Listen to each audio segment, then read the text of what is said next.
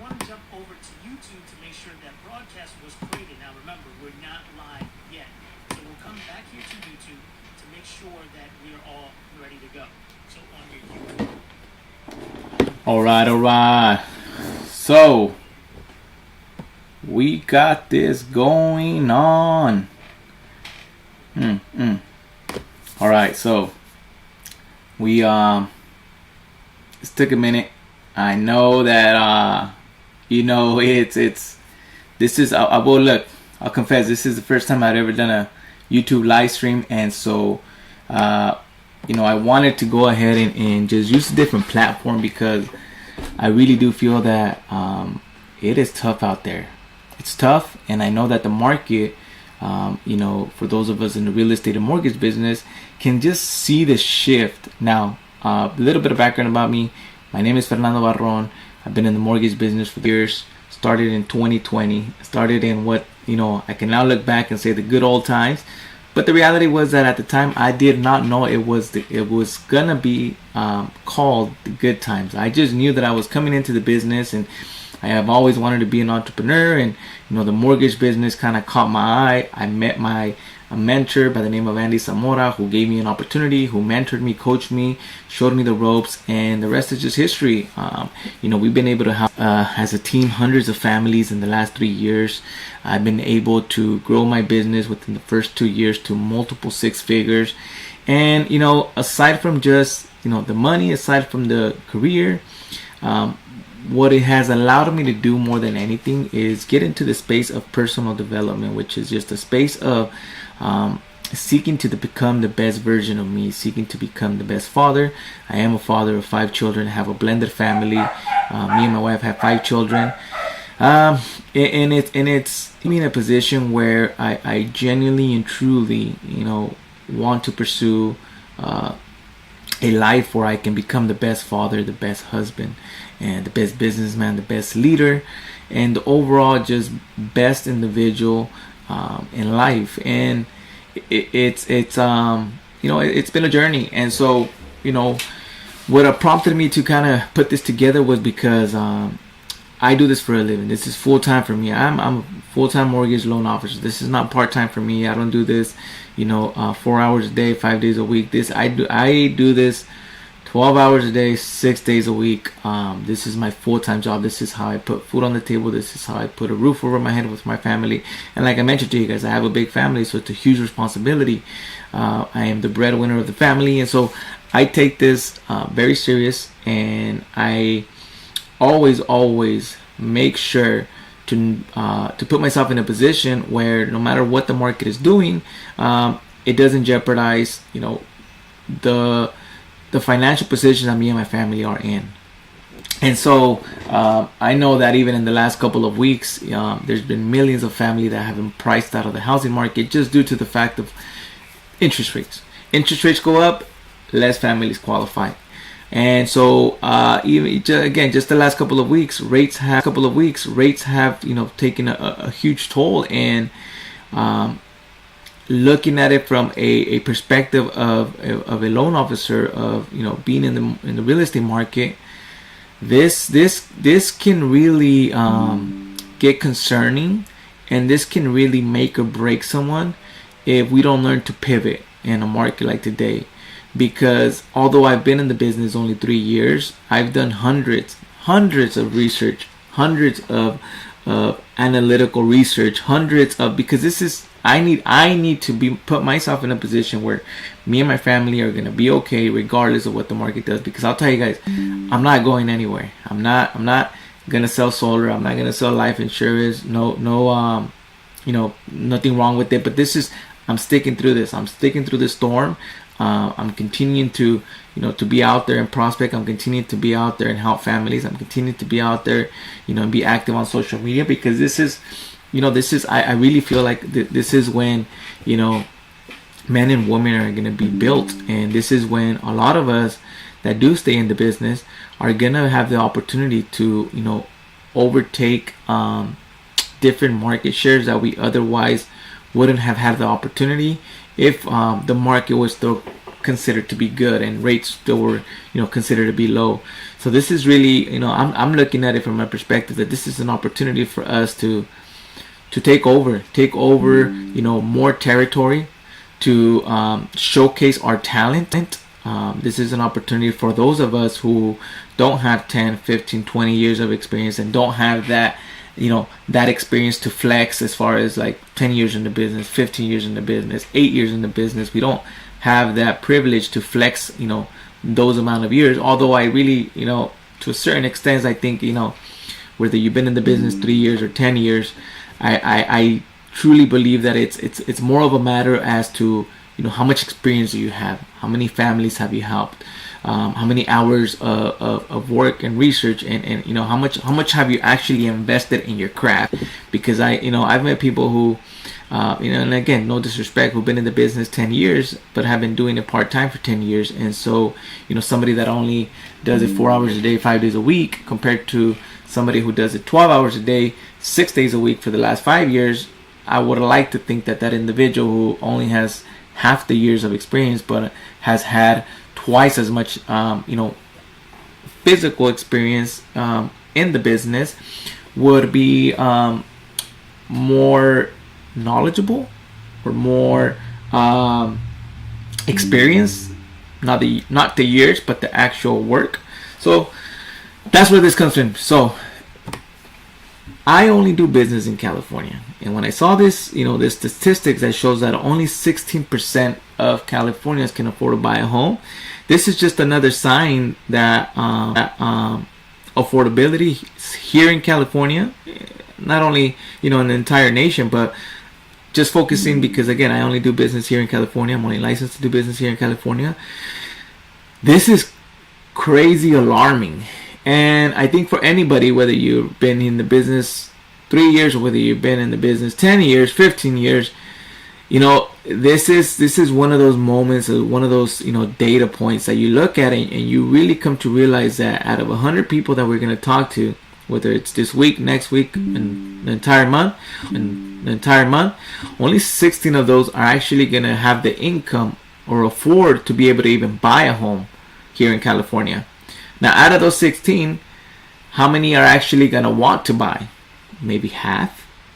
And so it's really crucial for us, to study the boring stuff, to pivot with the market, especially like in the last 2 weeks, rates have been climbing. It's really important for us to just learn strategically how to pivot, learn how to educate these families on why it's still a good time to buy for some, not for all, because I am a believer that not everybody should be buying right now. I am a believer that there is just some families that even if they can't afford it, I don't know if it's a good time to buy. I have to look at your financial profile. There's some families that they're probably better off working on lowering their debt, paying off credit cards, getting rid of some of those $800-900 car loans. Like maybe it is best for you to wait. We just got to look at the numbers. Every scenario is different, and I think this is really the time, because I can't say that we're crazy busy or too busy to really have a sit down 45-30 minute consultation with every family that is interested in buying, because this gives us the ability to just transfer that certainty. And there's nothing like you sitting down in front of a family, shaking their hand, looking them right in the eye, shoulders up with confidence, and just hearing them out. What is your concerns? What are some of the things that you're worried about? Let's look at your credit report. What are some of these liabilities that maybe you can get rid of to give you more room to not be so tight in what they call house broke, where you're literally just gonna live to pay your bills. I'm huge on that. I think life is too beautiful. Life is too life can provide so many great things. If we just have a little bit of time to be able to enjoy it. And I've been in a situation where you are house broke, and all you can afford is to just pay your mortgage, pay your bills, pay your car payments, and there's very little left over to be able to do anything, even just go to the movies on a Friday night with your wife. Like it's you know, it's a thing, and I've been there, and it's not fun. And I would never want to put somebody in that situation. So even though somebody can afford to buy, this is a perfect time for us to transfer that certainty and spend those extra 20-15 minutes and go over the financial profile and put them in the right situation when it comes to financially. Now, as a total U.S. statistics show that only 39%. So California, one of the most expensive states. Why we live here, I don't know, man. Maybe we'll move in the future, but as of now, we're here in California in one of the most expensive states. But as a nation, again, 39% qualify to buy a home. So this is just some data that we keep in mind so that we know what's out there and who's really our prospect, right? And how many people actually qualify. So now, this is the total overall live stream. This is what it would be about. So for the next 25-30 minutes, this is what I want to show you all. This is what I want to be able to transfer, which is, this is really the time that I feel, and based on all the mentorships and coachings and trainings and all the individuals that have poured onto me, this is what I'm hearing the most, which is those who solve the most problems right now, today, tomorrow, and the day after tomorrow, are gonna be the ones who survive a market like this, who are gonna be able to take over more market share, who are gonna be able to grow and sustain their business in a market like today, which is solving more problems. And so the title of my stream today is how the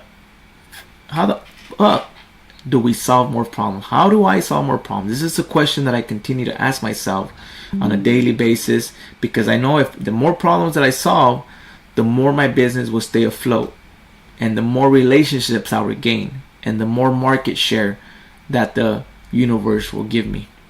So the concept again, how do I solve more problems? Today, tomorrow, and the day after tomorrow. And so what I want to share with you guys is 3 problems that are the most common. And this was asked in hundreds of people. This is a combination of feedback from not only hundreds of people, but just what's out there, the noise in the news, the noise in the market. This is what it's telling us, that 3 of today's biggest problems in the marketplace are: 1, high interest rates; 2, high home prices, these home prices; and 3, the lack of inventory. And so my goal today is to give you guys some tools, strategies, or to just get you to think on how you can solve either all 3 of those problems, 1 of those problems, or 2 of those problems. And so my promise to you is that, if you stick around for the next 25-30 minutes, I promise that I will deliver enough value that would allow you to at least go out there, go back to the marketplace, go to your realtor partners, or if you're a realtor, go to your buyers, or if you're a buyer, to be able to give you certainty as to what are some of the ways that you can overcome one of these 3 or these 3 problems in the marketplace. So let's get started. Here's another interesting statistics, and this is why when rates go up, we typically start to see less buyers, because affordability becomes more expensive. Because if you can see here, this is statistic showing that at 7%, roughly 23 million families, households, can actually afford to buy a home. Now, if rates go up to 7.75%, which the last couple of weeks we've seen this happen, now only 21 million qualify. So nearly 3 million households no longer qualify to buy a home in the last 4 to 6 weeks because of these rate hikes. So the more that these rates continue to go up, the less families that are going to qualify. And so again, the whole concept, the whole goal of this is we just have to be aware. Now we can also use this in the opposite way, which is you can show this to families, and I would take a screenshot of this because this is some really good data. You can show this to those families that want to wait for rates to come down, and you can show them Right now, at 7.5% rate, we have 21 million families, almost 22 million that qualify. Now, let's just say, Mr. Client, that in a year from now, at this exact time, next year, 2024, rates do come down to 5.5%. Now, 29 million. So roughly 29, almost 30 million families, almost 9 million more families are going to qualify to buy a home.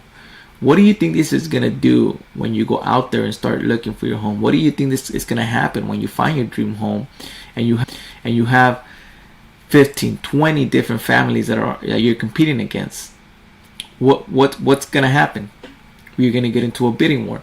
Now, there's nothing wrong with the bidding war if you can afford to get into one. Meaning that a bidding war is whoever has the most money is whoever wins. And so if Mr. Client, if you're willing to wait, a year, and this is not even keeping in mind that homes are going to appreciate in the next 12 months, depending on your city, state, and neighborhood that you're in. But let's just say that the exact same home that you buy today, it's going to be the same exact price a year from now. If you're willing to wait, and your mortgage is going to be cheaper, yes, by a couple $100, because your rate's going to be almost 2% lower. Hypothetically, let's just benefit of the doubt. You're willing to wait to get into a bidding war, then just know that, based on my experience or based on just, the past, there is a possibility that that same exact home can now go for 15, 20, 30. I've seen $50,000 more than asking price. And so when you put the numbers into perspective, if you're paying 15, 20, 30, $50,000 more for a home, then you're not really saving as much as you think you are. And so again, this is just, I'll take a screenshot. This is some good just data that we can definitely use in a market like today to show what are the effects of interest rates. Now this is the very first scenario. So as I mentioned, 3 different categories. One is affordability, inventory, and then the second, I'll go back so you guys can see, high interest rate. So high interest rates, home prices, and inventory. Let's start with high interest rates. This is a scenario from a family that makes $6,000 a month. They have $450 a month in liabilities. So car payment for $300 a month, credit card for $150 a month, or car payment for $400 a month, credit card $50. You name it. Doesn't really matter. The numbers are there. $6,000 a month, $450 a month in liabilities, 720 FICO score. This family in today's market would qualify for a max purchase price of $330,000 on a 7.5% rate on an FHA loan, 3.5% down. But let's just say that this family comes to you and says, well, Jose, I actually found this home. It's $380,000, and this is a home that I really want.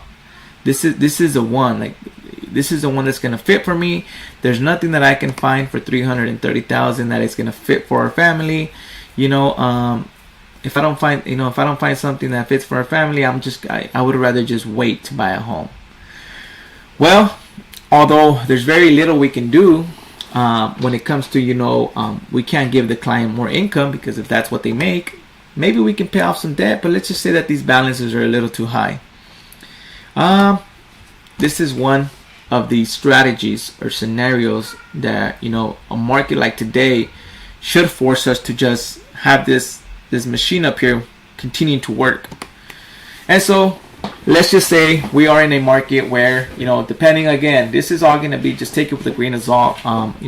There is some cities, some counties here in California that we are seeing 8 out of 10 homes being able to get seller concessions. Out of the last couple of families that I've helped, a huge majority of them have been able to get either all or partial seller concessions for the closing costs. So in this specific scenario, family received $10,000 in seller credits. Home has been sitting on the market. Seller's very motivated. We're willing to give you $10,000 seller concessions. Now, you can use this seller concessions of $10,000 to permanently buy down your interest rate. So that now, if we buy down this rate to a 6%, the same exact family, same exact income, same exact liabilities on a 3.5% FHA loan can now qualify for $380,000. Now, this would be obviously, strategizing with the family, letting them know that, that $10,000 can be used, for anything, at least closing costs, buy down your rate. And in this scenario, then this would mean that the family has enough for their down payment, has enough for the closing costs. So we don't need that $10,000 to help them, purchase a home. We need it for them just to qualify, to increase the purchasing price of the home that they actually want.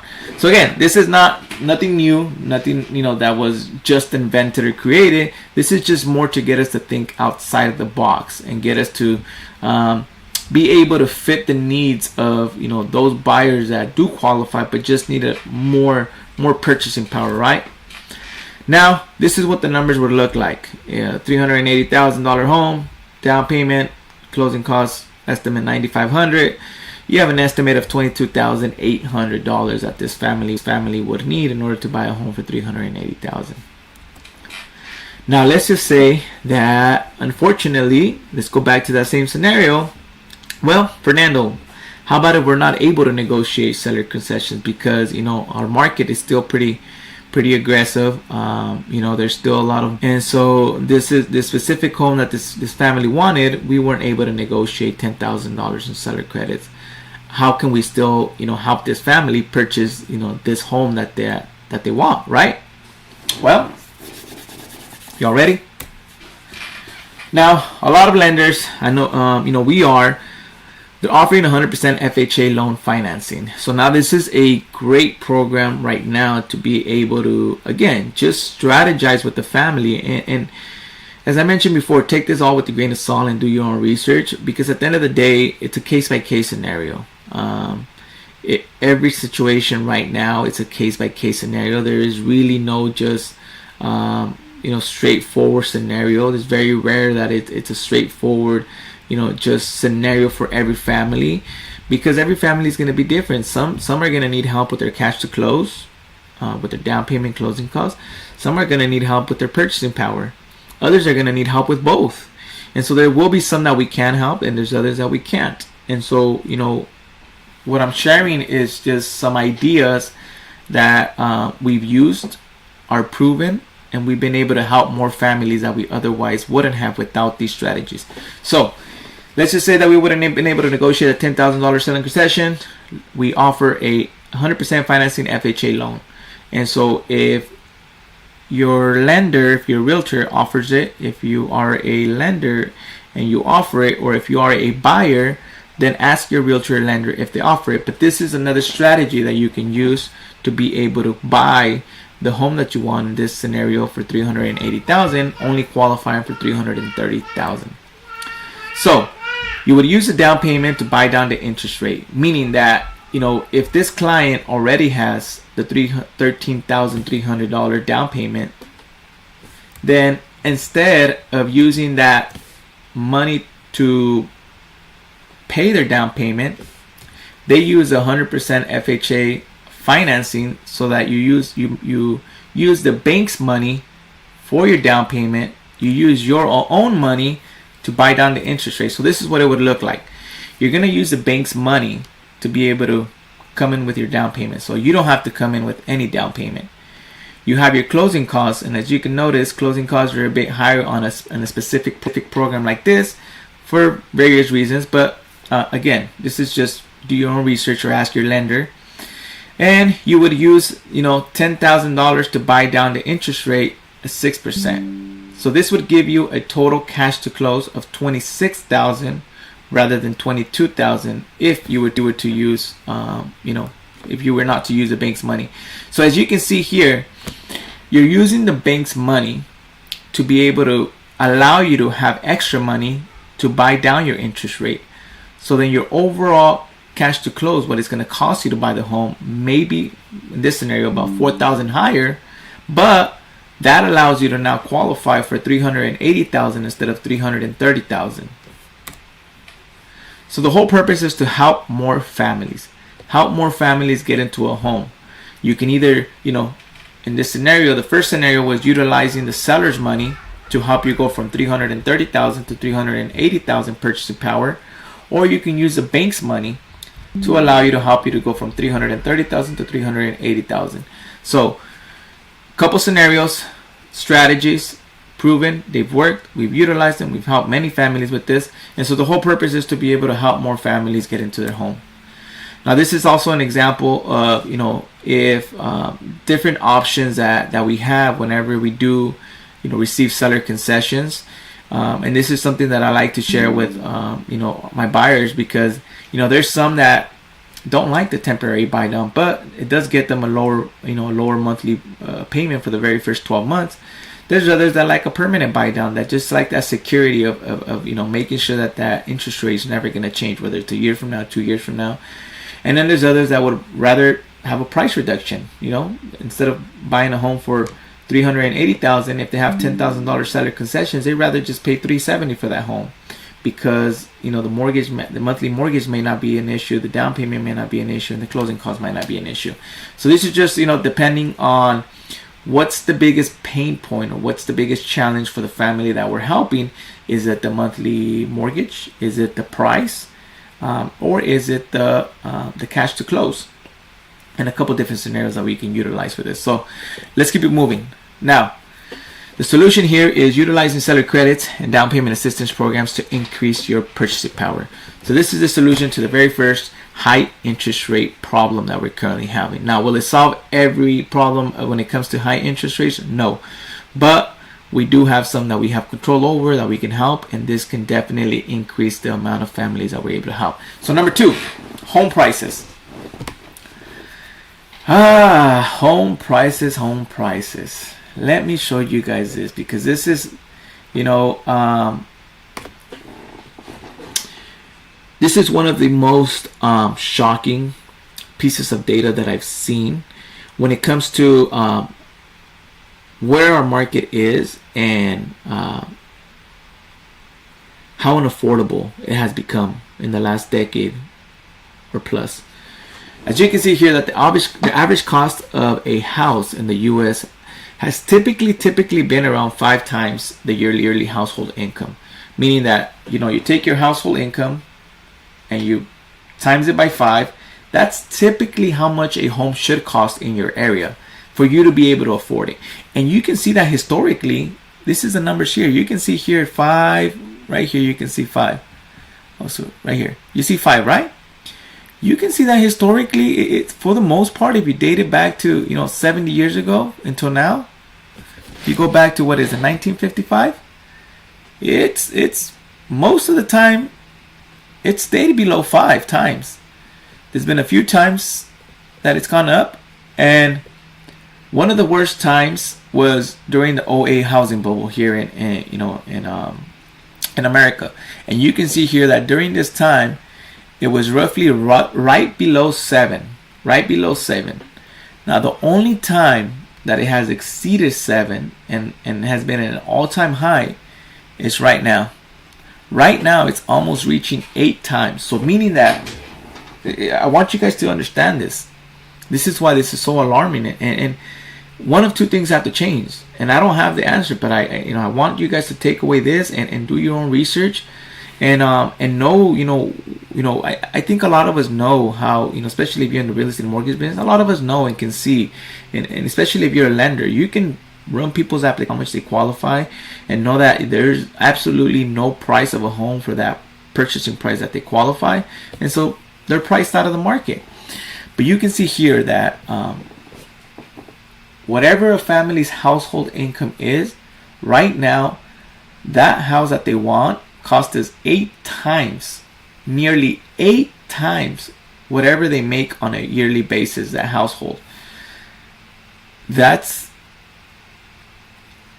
alarming, because if a household family here in California makes $80,000 a year, 2 people working, $40,000 a year each, that means that the home that they are hoping to buy, that is in their neighborhood, in their city, in their county, costs $800,000 right now.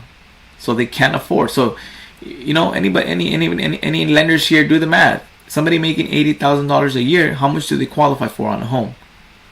Not $800,000. And so that means that they can't buy. And so this is very alarming because, as I mentioned, we're at the highest in 70 years when it comes to affordability. And so one of two things, have to happen. Either price of homes have to come down or wages have to increase. And I don't see neither of them happening at the pace that they should. I don't see home prices coming down dramatically, in the next 3 to 5 years. And I don't see, the wages, going up dramatically in the next 3 to 5 years. It just, I just personally don't see it. And so, again, I don't have the answers, and obviously this is more just, for educational purposes, but this is really where we're at. Now next, home prices. So you can see here, that despite, how affordable the homes are and how millions of families, just don't make the income to buy a home, it is projected that home prices are going to continue to rise, in 2024. And a lot of it just has to do with the fact that there's just not enough supply. And I know that we've all heard it. We've all, heard that, there's just not enough homes. And that's why housing market is still so strong. And so specifically, again, for here in California, the median home price is forecasted to climb 6.2% in 2024. So how do you solve this? How do you solve this problem of price of homes? Well, you guys ready for this? This is gonna blow your mind. We can't. We can't solve. There's no way we can solve the price of homes, because again, either prices have to come down or either wages have to go up, and for the most part, this is out of our control. Now, although we can't solve that specific problem, I'm one that likes to focus on, if we can't solve that, then what can we solve? How can we help? And well, I truly believe that, for us to be able to bring some value in a situation where, the homes of prices are at an all-time 70-year high, compared to the wages, household wages, we have to at least educate and know, for those families that do qualify, for those 39% in America, for that 16% in California that do make the income to buy, is transfer some certainty, transfer some confidence that them buying a home right now is still a good time if we look at historical data. This is a chart, and I would definitely take a picture of this because this is some good data. This is dating from 1942 to 2022, and this shows that in the last 83 years, in the last 82 years, not the best at math, in the last 82 years, 73 out of those years, price of homes have increased. 7 times price of homes have declined. And you can see that majority of those times were during the housing bubble, which is the housing crash of 08. From 2007 to 2011, homes of price, definitely declined. And then one of those years, there was no change. This was in 1955. There was no change in the housing, the housing market. So how can we use this? How can we transfer certainty? Well, it's letting those families that do qualify, letting them know that regardless of what the market does and how it shifts in the short term, if you look at the wider picture, if you look at long term, historically, it shows that the value of your home is going to increase, and you can bank on the fact that 5, 10, 15 years from now, 30 years from now, when you retire, you're going to have a huge amount of appreciation and equity in your home. And this can potentially even be, a huge chunk of your retirement, because what has 401k Social Security been doing the last couple of years? Not much. And so this is a great opportunity for us to just educate and be able to transfer that, that confidence to those buyers that are looking to buy.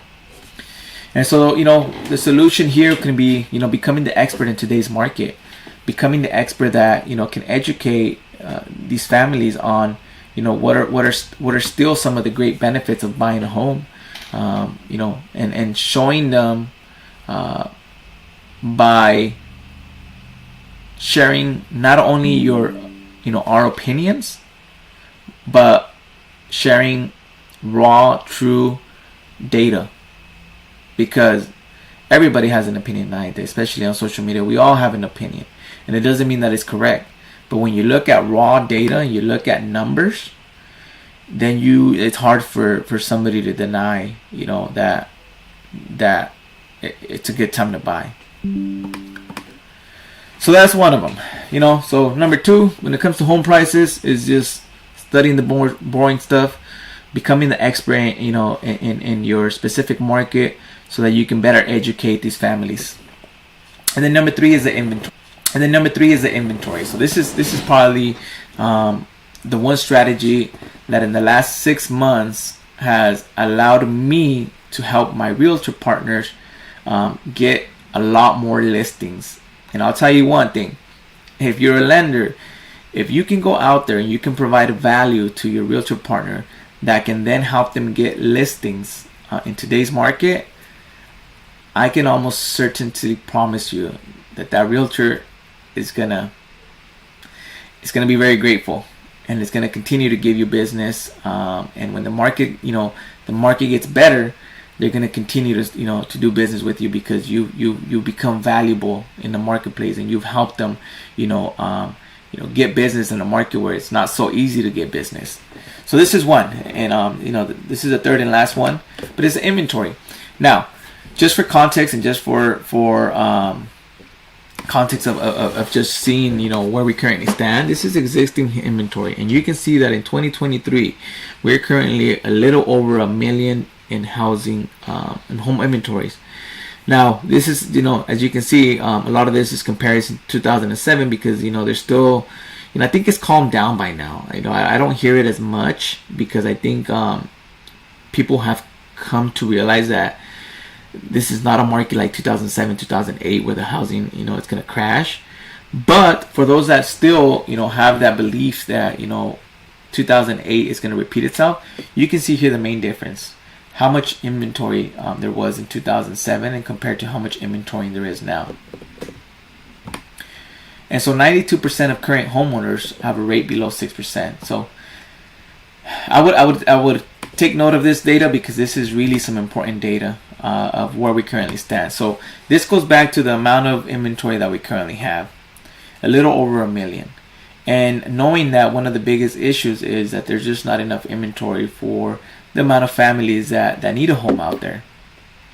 And so now one of the things that we bank on is, hopefully, there's some sellers out there that are, hoping to sell because they either need to downgrade, they need to upgrade, whatever it may be, right?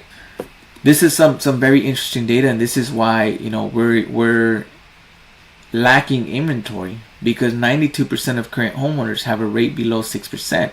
And so for the most part, a lot of these homeowners don't want to let go of their 3% rate, 3.5% rate. 92% of them have a rate below 6%. And so they fear that they are going to once, sell their home and let go of that, low interest rate, but they're also going to get into an interest rate that is now at 7.5%, 8% rate, depending on the loan program and down payment. They're going to get into a home that is 2-3 times higher interest rate than they currently have. And so what are they doing? Holding off. They're holding off on selling, and this is nothing new. I think we've all heard it by now. 82% of homeowners have a rate below 5%, and this is crazy. 62% of them, 62% of current homeowners have a rate below 4%. So this is a message for us, even for us lenders that are waiting on this refi boom. That we know it's coming when rates come down, because everybody that we've helped buy a home in the last 12-24 months, chances are that that they're going to refinance into a lower interest rate.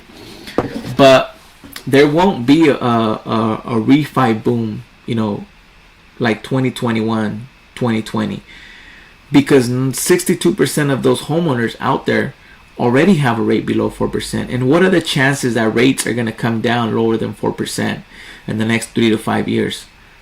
Personally, I think that they're very slim. There's a very small percent of chance that in the next 3 to 5 years rates will be below 4%.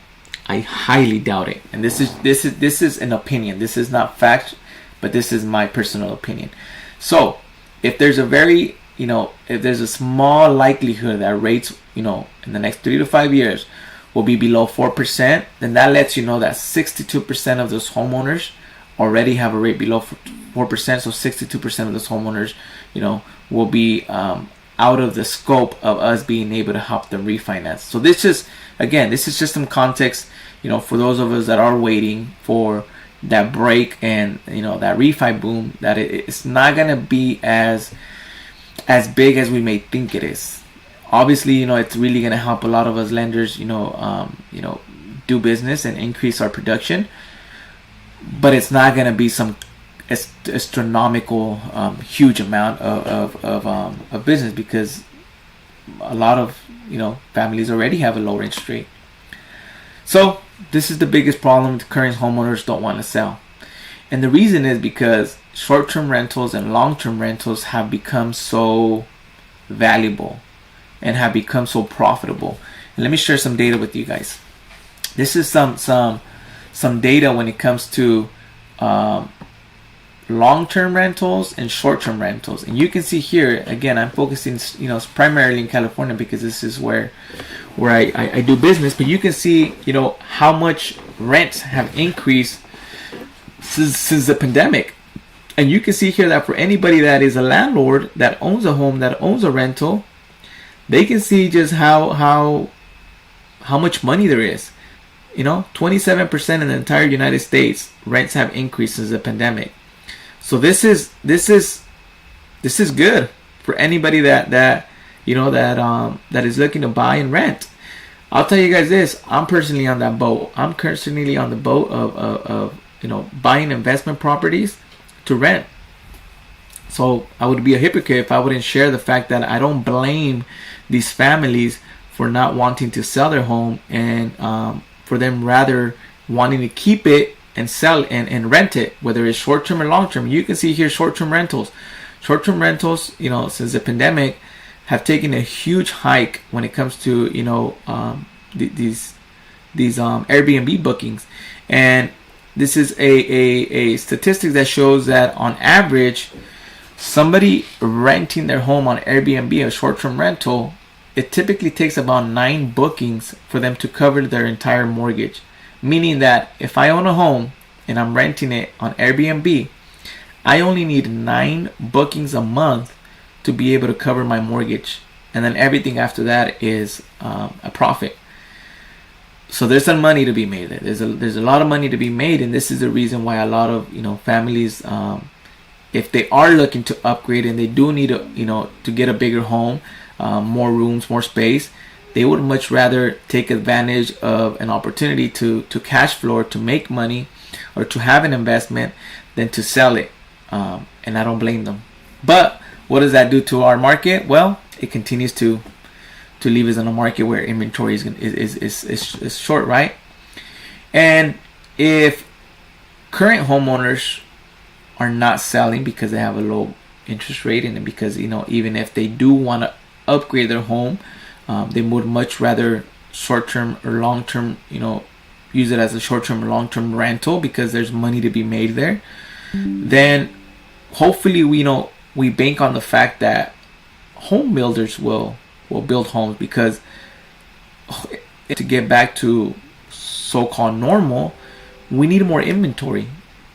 And so as you guys can see here, obviously this is not the best news, but you can see that the home builders' confidence continues to be weighed down by high mortgage rates.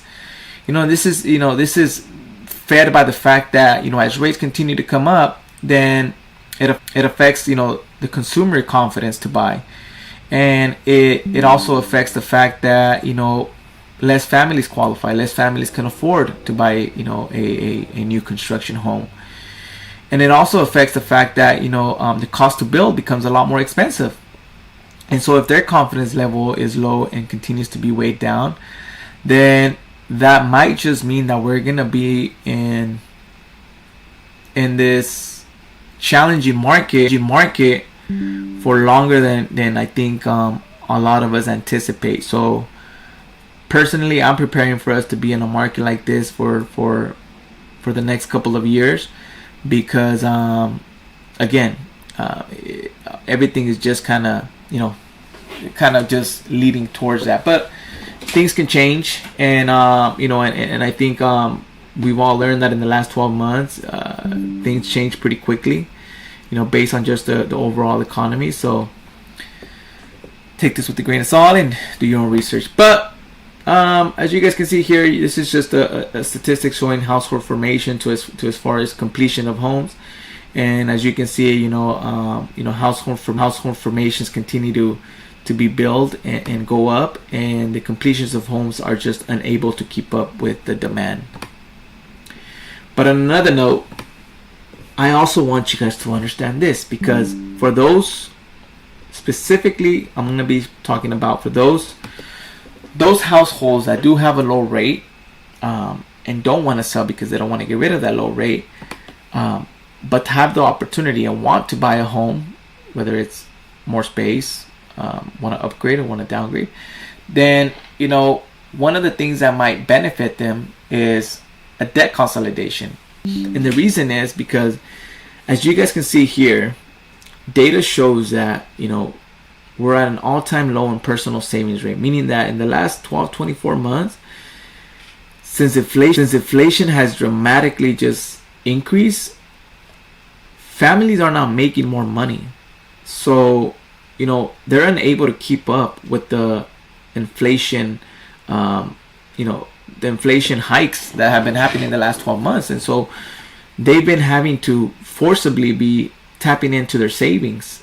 And they've been also having to, as data shows, to use their credit cards a lot more. And so, the unfortunate part is that, families out there are draining their savings.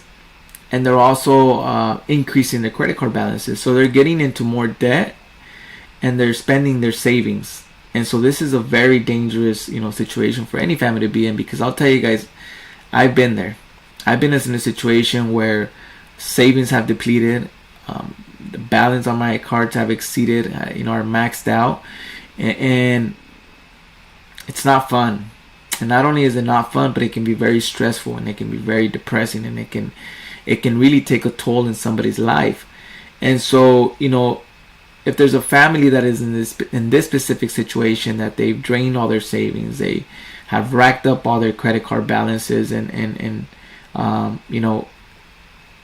looking to upgrade their home, but and they have a lot of equity, because as you guys can see in this next slide, the average loan to value on a home is 42%, meaning that they have they have an average of $231,000 in equity. Then this would be a good opportunity for them to utilize some of the equity to become debt free, to pay off their debt, to maybe have some get some savings, and still have the ability to upgrade their home. Because as much as they want to, I think some families want to feel like they're in a better situation by keeping that home and keeping that low rate. If their finances look like this, which is depleted savings and maxed out credit card, multiple credit card balances, then the low interest rate might be the last thing that they they should be looking at. Because this is an example here, is many families out there are not, the mortgage rate is not the only interest rate that they're paying on their liabilities.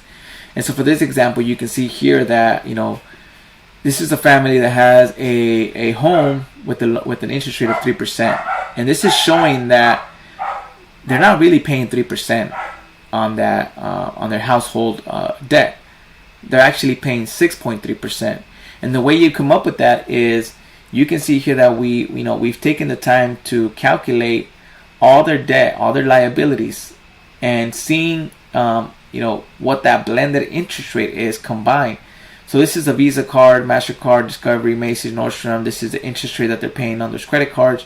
And this calculator, what it does is it blends their interest rate and it shows them their real rate, the real interest rate that they're paying, blended together for their total household. And it also shows them the total loan amount.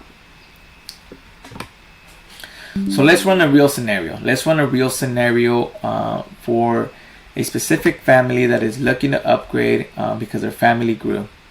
So you can see here that you can see that this family, specific family, let's just call them the Lopez family. The Lopez family has a home that is valued at $320,000. Their current loan balance on that home is $165,000. So that means that they have roughly about $155,000 of equity in that home. Now their current mortgage payment is a low $1,250. They're at a 3.25% interest rate. So now the Lopez family wants to buy a home for $400,000. They want to buy now their dream home for $400,000.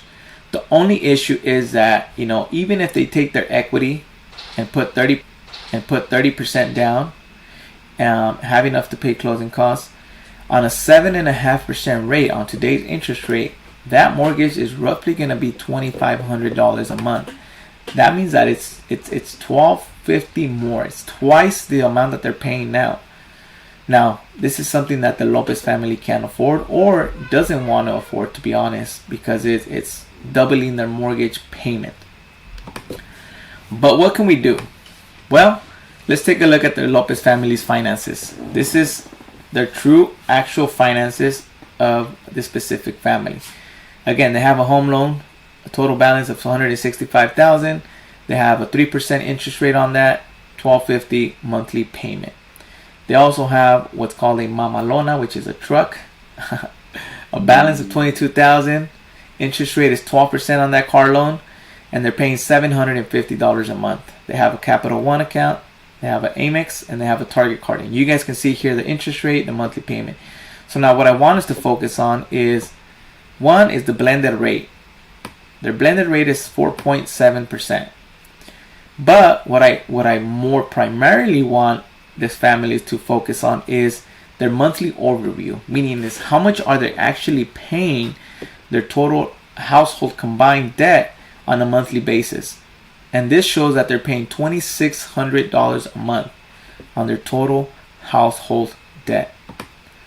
So what I would recommend this family, and what we can do to help them and buy their dream home without having to have them financially be affected, is they can buy their dream home for $400,000.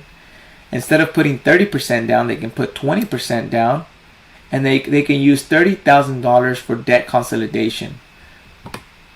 So this family will now have a monthly mortgage on a $400,000 home of $2,758 with 20% down on a 7.7% rate, because they put less money down, so the interest rate went up a little bit. So on 20% down, $400,000 purchase, their monthly mortgage $2,758. Let me give you guys some context. So before, this Lopez family was per month on their household debt, meaning that this was their mortgage, car payment, and credit cards. This is how much this family was paying as far as their household debt. Now, when we buy their dream home for $400,000, we use the debt consolidation tool to be able to pay off their car loan, credit cards, and we put 20% down on this home.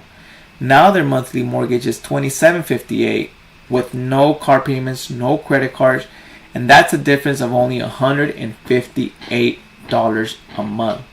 Ladies and gentlemen, this is how you use the power of equity and debt consolidation to be able to get a family into their dream home without doubling their mortgage payment.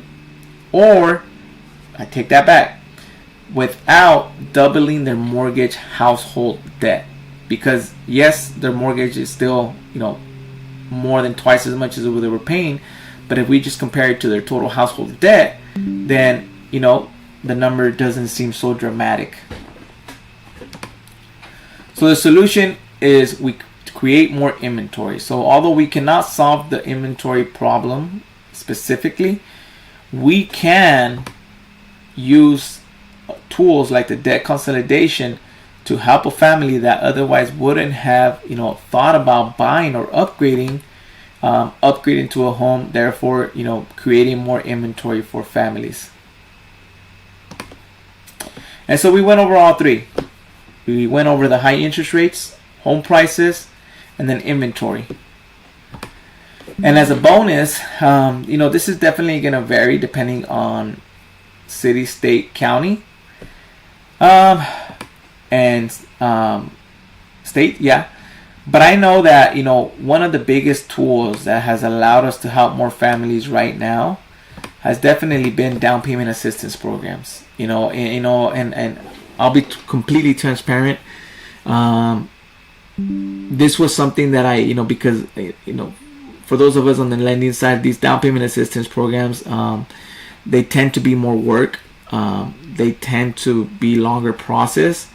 They tend to be longer escrows. But if there's ever a time for us to utilize them and take advantage of them, is now, because depending on the market that you're in, sellers are okay with 30-day escrows, are okay with 45-day escrows, because they may not be getting a ton of offers out there. So this is really a time where we can take advantage and utilize these down payment assistance programs to be able to either use the seller's money or the down payment assistance money to be able to increase the purchasing power of our potential buyers in a market like today, right?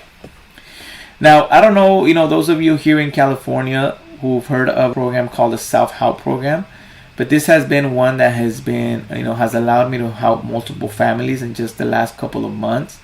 And the reason is because depending, again, on the city, state, and county that you're in, there's programs like the Self-Help Program that has funds available, and they are on a first come first serve, but has funds available for first time home buyers who meet the income requirements depending on their household. So this was the most recent one that we've helped. We helped this family get $107,000 of assistance. So this family is buying a home of $300,000 with a monthly mortgage payment of a home of $230,000. So this, ladies and gentlemen, is how you can help families increase their purchasing power and still, provide them with an extremely low monthly mortgage by utilizing, grants like the Self-Help to be able to take advantage of, a huge amount of down payment assistance programs. This is the website, so you guys can go and see if your specific city is eligible or has funds available. But again, great resource, great programs. And then also, for those lenders, we use on a daily basis MBA's Highway, because it just provides so much value to us, and to be able to give us the value to provide to our realtor partners. For real estate professionals, I would definitely go to your lender and see if they have access to real estate report cards. These real estate report cards have worked well for open houses or just as flyers, to be able to share, what a specific county or city is doing and what it projects to do in the next 5 years, just to show and give confidence to the consumers that where they're buying or where they plan to buy a home is a healthy market and looks healthy for the next couple of years. And that is all I got. That is all I got for you guys. I hope to do a lot more of these live streams, especially because when I do these Zoom webinars, a lot of the times there's a lot of individuals that message me afterwards because they otherwise couldn't log on, they couldn't watch it because they had other commitments. And so I think one of the reasons that I wanted to start doing a lot of these live streams is because you can always come and rewatch the videos, you can always rewatch this webinar, and to be able to to hopefully get some value out of this. So feel free to follow me on Instagram at @DFernandoBarron. Shoot me your feedback. It would be greatly appreciated. Send me a DM with any feedbacks. I genuinely, feel that, if just one or two things out of these webinars are applied, it will help us, increase our business or become more valuable in today's marketplace. So we'll see you guys, and